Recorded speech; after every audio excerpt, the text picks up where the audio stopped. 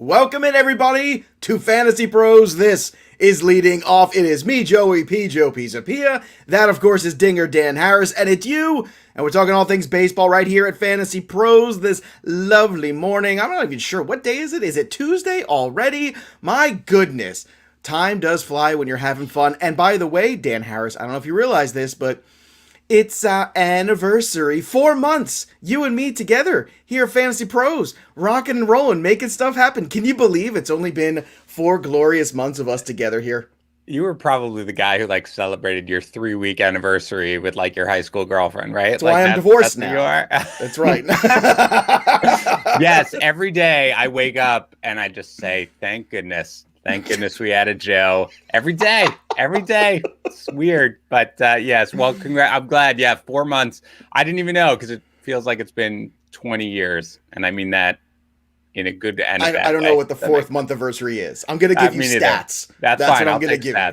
I'm going to give you stats, and I want to welcome all the Peanuts and the Cracker Jacks here who are hanging out this morning on a lovely Tuesday talking baseball with us. So let's just get right into it and jump in because there's a lot of stuff going on, a lot of moving, a lot of shaking. So get ready, get your big boy and big girl pants on because we got a wild ride for you today. Let's start with Brandon Crawford making his case for the All-Star game, 15th home run for him. You know, sometimes this happens where players and veteran players who have been around the league have a weird power spike season. It happens sometimes. Sometimes it's just a matter of luck. Sometimes it's all the good forces coming together. Sometimes it's a change of approach. Whatever it is, it's working. I don't know if you want to buy into it long term. We'll talk about that in a second. Nady Eovaldi said he wants to get back together with me. Had a good start yesterday after I broke up with him. Devers delivers a walk-off too. And Vlad Guerrero Jr. just can't be stopped. We have to just keep picking Vlad every night. I don't know what I'm doing. I know. And Dr. Glenn's now gone ahead of me, which, I mean, Dr. Glenn, I don't know what kind of special sauce he really does have the almanac from Back to the Future at this point. He does. He's got psychists. Is that what he said yesterday? Psychists, whatever he's got. I don't know. This is great. And by the way, I will say again, I do see people asking hey, how do I get into I want to make my home run calls. It's so fun to see. I know we pump Discord a lot, FantasyPros.com/chat. Nothing. It's just for you guys. If you want to be in there, it's great. But there is this little community now. Everybody's crazy about the home run calls. Shout out to Mayor again. But yeah, that dude, he's kicking our butts. So we got to get back on the enemy number one. Seriously, not a real doctor, but still. No, clearly not a real doctor. All right, let's go to the ups after the downs. Excuse me. We got Boyd departing in the third because of discomfort in his left arm. That's never good. Tyler Glasnow, who, just when I had really settled into I can't say anything bad about Tyler Glasnow. It's been so great. He's so wonderful. He's making so many strides. He's the ace. Set for MRI in his elbow after the early exit. This is very, very difficult news for the Rays because this is, I think, the one injury on this team that they cannot sustain through. Tyler Glasnow, should he be out for the year or something terrible like that, if the sky does fall, the Rays will fall with it. There's no replacing Tyler Glasnow for them. They've left themselves zero margin for error when they let go of Charlie Morton and Blake Snell. This was it. This was all their eggs in the one basket. Now the basket has a broken arm. Indians, by the way, Bieber, shoulder out at least 2 weeks, which really means a month. He's not out. He's not out 2 weeks. He's shut down from shut down for 2 weeks. So which really means a month and change. Is correct. Really no way. He's not coming back before the All-Star break. I mean, for sure. So a month without Bieber, assuming that he's fine when he comes back. This also, I mean, a good thing it hit before lineups locked. Another reason why you should, be following our news or have our news desk app or be following us on Twitter at Fantasy Pros MLB. But yeah, this kind of came out of nowhere. Glasnow, it's deemed elbow inflammation for now. Look, you can't ever be optimistic with an elbow sort of thing. And he, quote, felt a little tug. I don't know what that means, but at least he sort of came out immediately. He wasn't pitching poorly. It wasn't like Bieber, who's probably been bothered by this when you think about it, right? You can see a drop off in his performance. His velocity was down. Glasnow looked fine yesterday. He gave a couple of runs, but he looked fine. He was striking guys out. So at least he brought this up. Hopefully, I mean, look, Jacob deGrom sounds like he might be okay. You never know sort of with this stuff where you've got stuff around the elbow. But yeah, this is obviously a bad thing. The overall takeaway, Joe, no matter how much pitching depth you think you have, don't trade away pitching because it's just right? And you know what? Yeah. What have we done in the last month? I feel like when people are asking us about trades on Twitter, I Mhm. always say, I don't know if I want to give up that pitching depth. I always say that, and people think I'm crazy. But yeah, but look at all these guys I got. Yeah, but in 1 week you could lose 2 or 3 of them, and that is Yes. the reality of. And I'll say this too, because I think this is also the philosophical change of the season. April, May, you saw pitching is always way ahead of hitting, right? Mhm. Now with all these pitching injuries that are going on, you're going to get a lot more of these quad A starters coming up. You're going to a lot more of these guys from the bullpen going and taking over and making spot starts. Offense is going to dominate for the next 2 months of this baseball season. Mark it in the books right now. I'm telling you right now, because you're going to have guys missing starts like Bieber, Scherzer. We're going to talk about him in a second, probably missing a start at least. I'm telling you right now, it's going to be a little bit of a shift. Start to focus, especially in the daily world, on offense just a little bit more. There's some good pitching you can have, but now it's a time to start to change your focus a little bit and maybe look at, the offense is carrying you. And now, speaking of some other things going on in Major League Baseball too, we've got the sources saying that the sticky stuff in MLB is going to yield to a 10-day ban, but with pay.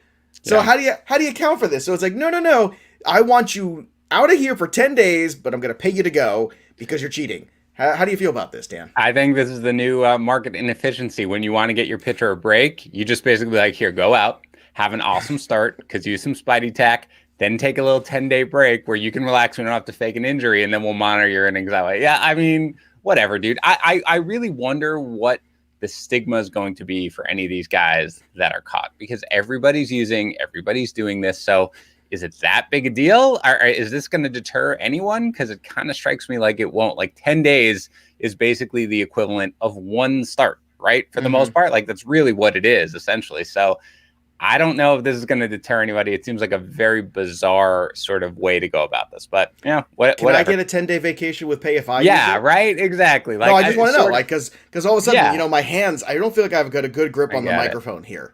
And I feel like I might need a little something extra to make sure, then sticking to the mic here. And if you want to pay me for 10 days just to hang out, I think that's cool. I'll that think about it. I'll think about it. I want you to take it under advisement. Talk to will. the powers that be. Eloy Jimenez. Oh, cleared for baseball activities. This is very exciting. Now, look, it's still a long way back, but still cleared for baseball activities is good. And I'm sure a lot of people dropped Jared Kelenic in all your leagues. And guess what? Back-to-back days in AAA with dingers. So I would kind of quietly this weekend try to pick him up and see what happens if you've got the roster space to do it. I think this is always one of those things that ebb and flow. A guy's price is never higher than when he is, or should I say stock value, is when he's coming back from an injury, because it's always like, okay, let's go. And it's never lower when a guy gets sent down to AAA. So this is a great time to buy Kelenic. People might not be noticing this, but we notice it, and we bring it to you. So Dan, your thoughts on Jimenez, because this is certainly... I wonder if there's a little bit of pressure here after losing Madrigal and losing another piece, if they're looking and saying, look, we got to see where Eloy is and try to get a gauge and whether or not we need to make some more moves in the interim, or if Jimenez might be ahead of schedule and can help sooner than later. I think this is mostly on the more optimistic end of the timeline that was proposed, right? It was like 5 to 6 months, maybe 4 to 6 months they sort of came out with after he was reevaluated. With this, right, he's going to resume baseball activities. Let's assume, I think that's probably about a month away from basically being able to go on a rehab assignment or something like that. And then you'd probably need like a 2 or 3 week, kind of rehab assignment. That's probably something where you're really thinking about him mostly in early to mid-August. I don't think that's pushing him. I think that's just the optimistic part of the timetable. Now, we will say it's not the same as with a pitcher. It's not the same as with Luis Severino or Noah Syndergaard, an elbow injury or anything like that. But there are still plenty of time for stuff to go wrong, essentially, like this. Also, as we see, we've got injuries every day. The injury section right now, I was putting in some notes today, and I was like, it's like 30 people long. I don't even know how to do it. So the idea that you can stash Eloy, it's probably a little bit of fool's gold right there. But if you can, great, because he probably will make an impact over the last quarter of a season, assuming he can avoid any setbacks. So it is something where it's encouraging. But again, I don't think this is anything crazy. I think it's just sort of more on the optimistic end of the timetable. Do you want me to pull a Dan Harris, like when you read the reviews, I try to read the injury notes? You can try. I mean, all right, let's try it. Ready? Okay. I get a deep breath. Got to really work. Yeah, you gotta really get going. The lips, the teeth, the tip of the tongue. All right, ready? Yep. Tyler Glasnow left his start for the White Sox elbow inflammation. Shane Bieber hit the IL with a shoulder strain. Max Scherzer felt discomfort while throwing, will not make his start, likely headed to the IL. Matthew Boyd will start against the Royals, arm discomfort. Andrew Benintendi IL with a hairline fracture of his rib. Ouch, that hurts. Anthony Rendon left yesterday's game because of a tricep injury. Mike Trout likely out another month. Michael Pineda hit the IL because of forearm injury. Brian Buxton return was delayed due to residual soreness. What the hell is that? Michael Conforto and Brandon Nimmo on the verge of rehab. Hooray! Assignments, not like rehab for drugs and alcohol. Didi Gregorius will resume his rehab assignment today again for baseball. Steven Matz diagnosed with COVID-19 but is symptom-free. George Springer and Mike Moustakas will begin rehab assignments today. Mitch Haniger missed yesterday's big game because of that bone bruise. We told you he would, and he did. Cody Bellinger remained out with a hamstring. Yo, my God, I missed yesterday's game with an illness, and Javi Baez didn't start because of his thumb, but he did pinch hit. So there you go. Right, you got 2 more. Oh, wait, there's 2 more? Sure. I had to scroll down. Michael Fulmer was activated. Ramon Laureano might return Wednesday. By the way, in case you're wondering, here's your peek behind the curtain, okay? For the injury notes, I put all those in. The night before, I put them all in. And Joe, you fantastic work, excellent work. I was trying to do that might be what I want to do now every single day. But you can see how long it is. That's 20 names. To keep the show a half hour, it might have to be done. But so you guys know, because Joe and I aren't exactly on the same timetable. I go to bed usually at roughly 1 o'clock in the morning. That's all right. 1 o'clock in the morning, roughly. So right before bed, I try to put in all the notes that I can for injuries. But yeah, there are a lot of them. So to the extent you think you're going to be able to hold Eloy for another 2 months, good luck to you. All right. I want to go back to this. Ivan had a question here, which I thought was a good one here in the Peanuts and Cracker Jacks. Brujan or Kelenic? So there's not specific here, so I'm just going to say if it's a roto long-term situation, Brujan's really interesting because he does have a lot of stolen base potential. So you really I think he's got like 12 or 14 steals if memory serves to AAA this year. Mm-hmm. But I will say in redraft still this year, I think Kelenic is still the guy that I want despite what happened. I do think eventually he'll figure things out. He's too good of a player. This is just something that happens. But I know, and somebody actually on the platform too, Star Platinum, pointed out Brujan's kind of slowed down a little bit, and he has. Yes. But that's just the natural progression of things too. People get red hot and they get quiet sometimes.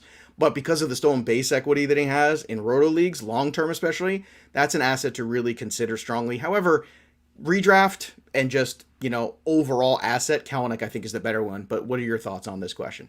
In redraft, Kelenic for sure. He'll be back up. I mean, this is good. They can't call him right back up just because you can't basically have a guy be destroyed in the majors, go back down to AAA and be great, and then be like, great, you had a couple of great games, come back up. You got to let him sort of get his feet wet.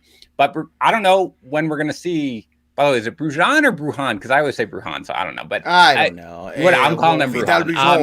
I'm calling him Bruhan, but we have no idea. We have no idea when we're going to see him. Like, we don't know. Kelenic will be back up. Bruhan may not be up until the very end of the year. We have no idea, and he has slowed down. So I would take Kelenic in a redraft league for sure.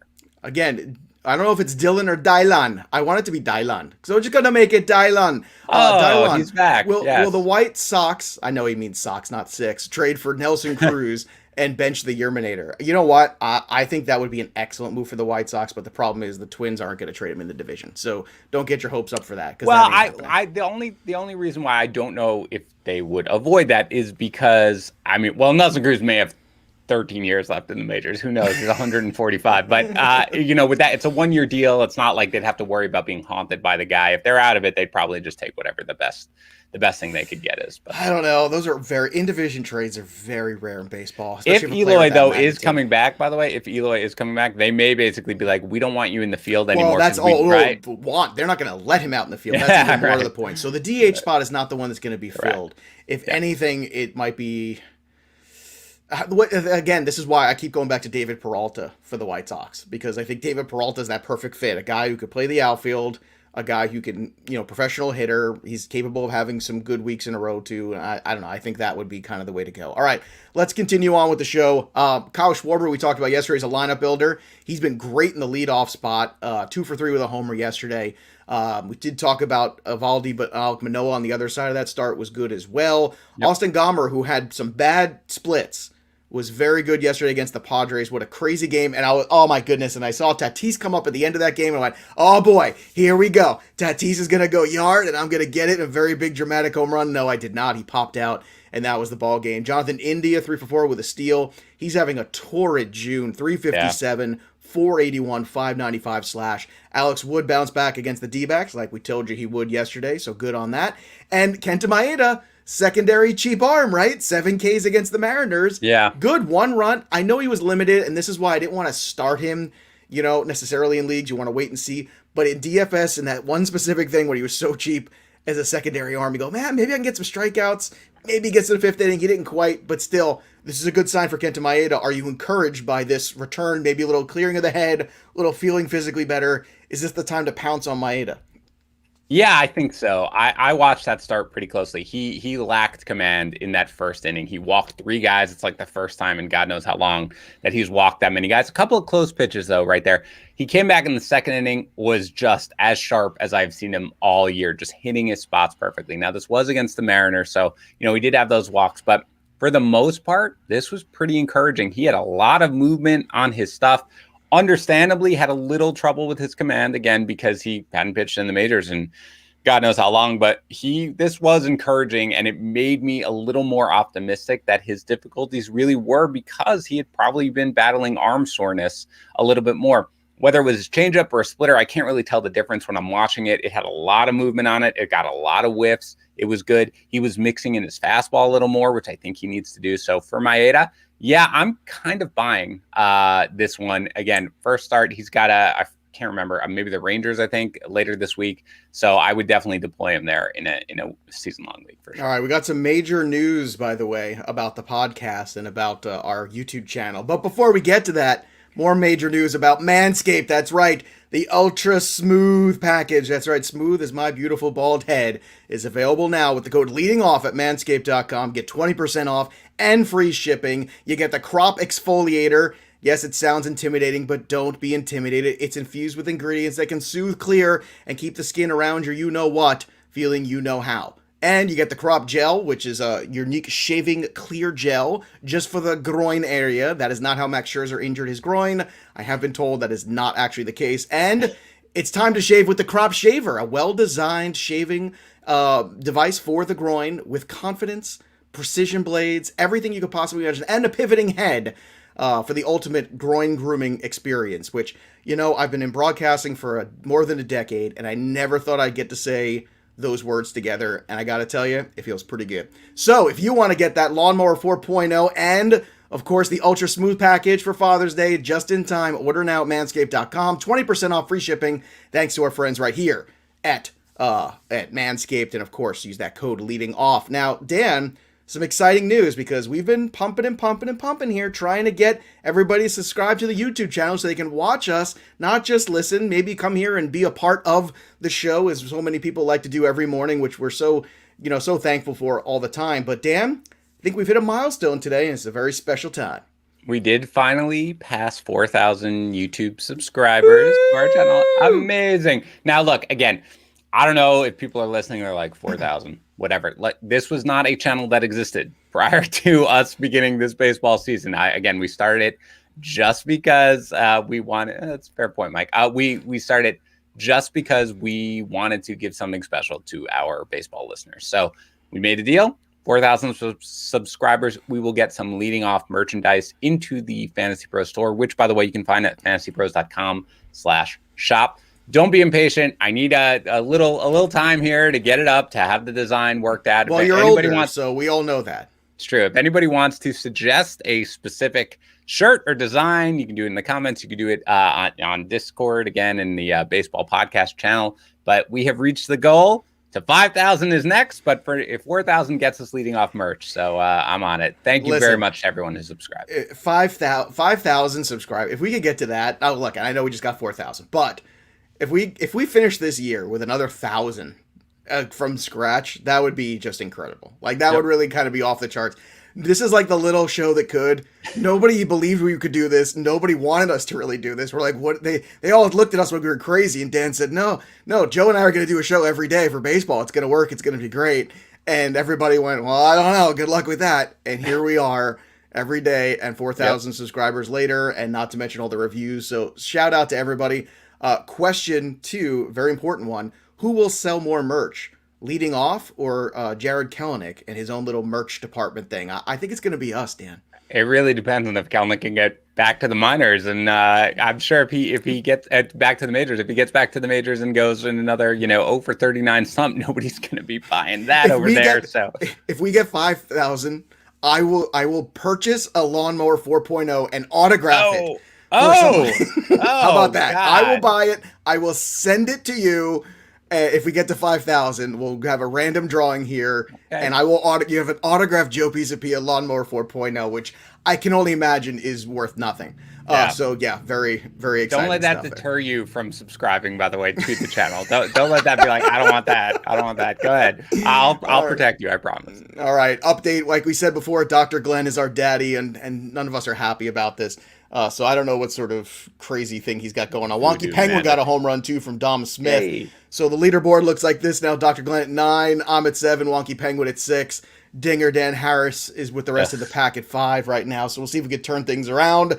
Let's get into some DFS tonight. So the good chalk, San Diego. And yes, I don't care if Yu Darvish is pitching in Colorado. I don't care. Colorado swings and misses. Let's go. Yu Darvish discount, I will take it. 9K and 9.4. That's like $1,000 to $1,500 discount you're getting on Yu Darvish. I will roll the dice and give it a shot. Trevor Rogers is 10K, also good in cash. I think Yu Darvish, by the way, you could also play in tournaments tonight because he's a little cheaper and people will be just afraid because it's Colorado. Julio Urias, 9.6 over on FanDuel and on DK. Him and Rogers have the same price on both sites, which always kind of weirds me out. But also, he's been very steady this year. You're looking for GPP arms tonight. Hyunjin Ryu, 8.5 on FanDuel, 9K on DK. Taiwan Walker, just 8K on FanDuel. Please run to Taiwan Walker. He's been so excellent. The strikeouts have been good. The ERA, he's top 6 in the league in ERA. Luis Castillo, if you're feeling lucky or like you just hate yourself, 7.3, 8K, you can go with him too. But really, to me tonight, it's Taiwan Walker, it's Yu Darvish. That's where I think you can make money tonight.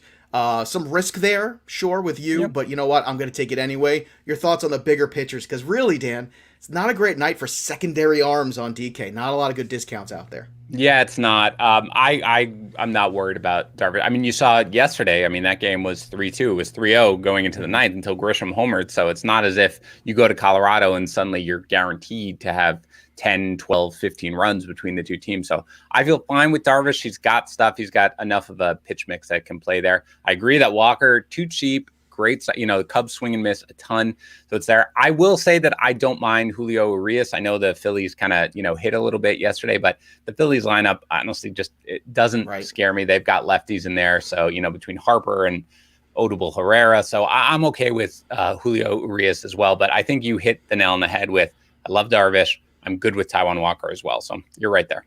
All right, San Diego's the stack of the night, clearly in Colorado, but there's a lot of other high run totals on the board. So Minnesota versus Seattle, that's going to be a good one potentially tonight. Boston versus Atlanta too, with the way Eduardo Rodriguez is pitched, and they're throwing out the young kid out there tonight. Baltimore versus Cleveland too. Matt Harvey's in the mix. Oh boy, let's go. And on Cleveland, I forget they're throwing the young kid again tonight there too. So Baltimore, Cleveland, Boston, Atlanta, Minnesota, Seattle. There's some offenses to target. I'm running away from the one head-to-head matchup of the 4 outcome game. Kyle Gibson, who's big fan of here on the show, versus Lance McCullers. I just don't want to do it tonight. Not enough of a discount, although 7.5 for Gibson is intriguing in tournaments as a secondary arm on DK. That's the one caveat I'll throw in there. I'm not really confident yet on McCullers coming back and the length he's going to go in this game. What are your thoughts today on this head-to-head matchup? Yeah, I mean, look, like we said, we like Gibson. He rarely disappoints, but I just, I'm not targeting a guy like that with not a ton of swing and miss stuff. Against the Astros, their lineup has been very solid. I'm not going anywhere near McCullers because I think the plan is, again, for him to only pitch a few innings, and then they're going to piggyback him right with Odorizzi. So you can't go with McCullers no matter how optimistic you are. So I agree. I'm probably not going to have any piece of that game hitting-wise or pitching-wise. All right, let's get to the lineup builders tonight. We got on FanDuel Trevor Larnach and Alex Kirilloff for cheap on FanDuel, 2.1 for Larnach. In the middle of that order, Kirilloff, who had a blast yesterday, 2.6. Yep. Brandon Crawford, by the way, it's just 2.9K. I mean, the guy's on fire. Take advantage of it. I don't even know if Arizona knows who's pitching tonight for them. Tyler Stevenson, 2.6. Eddie Rosario, 2.8 to get involved in that stack of Cleveland. I would start at the top with Hernandez, Jose Ramirez, Eddie Rosario. It's very cost effective against Matt Harvey, the human gas can. Let's go. On DK, Trevor Larnach 3-1, Kirilloff 3-9. Jake Fraley, who leads all rookies with RBIs in the month of June, 3.7, really nice price there. And Cedric Mullins, 3.4. That's a really good value on DK for Mullins, who's just a run-scoring machine. He's got pop, he's got speed. Yep. I got to say, this is a player that I got to give Tim McLeod credit. My old friend Tim McLeod, because he was the only guy that I saw the offseason really hyping up Cedric Mullins. And I was like, oh, okay, we'll see what happens. And sure enough, Cedric Mullins has been, I think, quietly one of the better players in fantasy this season. Yeah, you can't go wrong with Mullins. For you, it's funny because for me, it was Justin Mason and I think Mike Kurland. Because again, it was just like, anybody notice that Cedric Mullins is leading off for the Orioles throughout the entire spring? And I was like, this was even before the leading off. This was back in February, January, when some of the early baseball stuff was out. Tim McLeod, Prospect 360, he's got it. Ready to go. He's got it. Yeah. I will mention again, it's lefty versus lefty, so I don't know if you want to go there tonight, but you did mention Jake Fraley, who I don't see that many people talking about. He's been very, very, very solid. And again, watch him take some back. This is why, Joe, again, like we talk about numbers and everything like that, of course, but I watch a lot of baseball and I watch especially late night, when they're on the West Coast, there aren't that many games. So watching that game, it was like watching Fraley taking a bat. It's very encouraging. He just looks kind of locked in right now. So again, against Hap, who's not, somebody you run away from, lefty versus lefty, fine. But he is somebody in DFS too. I still think he's underpriced. So that was a good call. All right. It's that time again, boys and girls. It's time to call our shot. All right. Jose Ramirez for me. All right. Come on. Let's go. Matt Harvey, you owe me for all of those years of torture as a Met fan. Let's go. I need to get back on the board. I can't look. Now I'm chasing, and that makes me dangerous. Oh, yeah. All right, Dr. Glenn. I'm coming for you. I see you at the top of that leaderboard. You're thinking you have a hot month of June. Well, guess what? Joey P's not going to take it anymore. I'm coming for you, Doc. So I'll see you this weekend at the pay-per-view. Dan, who is your home run call tonight? Well, I have not earned my Dinger Dan moniker at all of late, so I'm going. It's almost become an ironic one at this point. It is. Yeah, it's fun. Maybe I won't hit one all year long from now on, but I will go with the chalkiest of chalk plays tonight, and that is Fernando Tatis Jr. in Colorado. Come on, man. Let's just get one. Get me back on the Schneid and go on a little run here. So Tatis is my pick. Dr. Glenn says in the chat, Joe's tougher on me than he is on Turner. I assume you mean Trey Turner. I can only imagine. But look, we're like, this is what friends do. Friends give you crap right to your face. Or in this case, on a nationally broadcasted show. That's what we do here. But look, this is what we do. This is fun. This is all out there. And once again, Dan, if I was one of those people that said to you, I want to get in the home run call. How do I get in the home run contest? What do I do? Yeah, you go to fantasypros.com/chat. Again, and I'm not just saying this, like I see people all the time who are just in a general channel who don't know what it is. They're like, where do I go? I want to make my home run calls, which is fantastic. I mean, I feel bad for Mike Mayer who has to keep track of all this, but he is the man. So does Mike Mayer ever call a home run right? Does he ever call any? I don't know. I don't see him on the list. He's been in there all the time. He's too busy trying to keep track of Dr. Glenn over there. But yeah, I would just do whatever Dr. Glenn's doing if I was him. Yeah. And again, right, just trail him no matter what. Right, seeing eye single Dan is what I should be. The Red Bee making a smart comment. Correct, absolutely correct. That's what I was in Little League too. But anyway, yes, fantasypros.com/chat. Again, we're in there all the time. We're just chatting. In addition to the home run calls, we're talking about the podcast. You're talking about everything. People get trade advice, and I will say this: like I have asked the peanuts and the Cracker Jacks. Give me, like I've said, I'm considering this trade. What do you guys think? I write a trade chart, but it's still fun to get some feedback from all of our listeners, from and other like Fantasy Pro subscribers and stuff who are as invested as you are. It's just a great time. And it's good advice. We talk through things and I learn things as well, even though this is my job. So it's really great. Again, fantasypros.com/chat. There are great fantasy players out there that aren't fantasy analysts. And there's great fantasy analysts who also happen to be great players. And all those things overlap. And it's great to have this community. And that's what this is. Leading Off has become a community. Yeah. 4,000 subscribers strong, thanks to you. And if you want some more free stuff courtesy of us, head over to fantasypros.com/MLB contest. We got the Ohtani baseball giveaway, autographed by Shohei Ohtani while he was pitching and hitting a home run at the same time. You ask, how can that happen? We made it happen. So just drop a review at Apple Podcasts or CastBox. Remember, Dan always reads the reviews. Sure. So make them funny and he'll read them on the show. If True. you keep doing that, you go over to fantasypros.com/MLB contest, upload that screenshot of your review. Next thing you know, you're entered to win thanks to our buddies at Pristine Auction. This was a fun show today. Dan, any final thoughts on words of wisdom?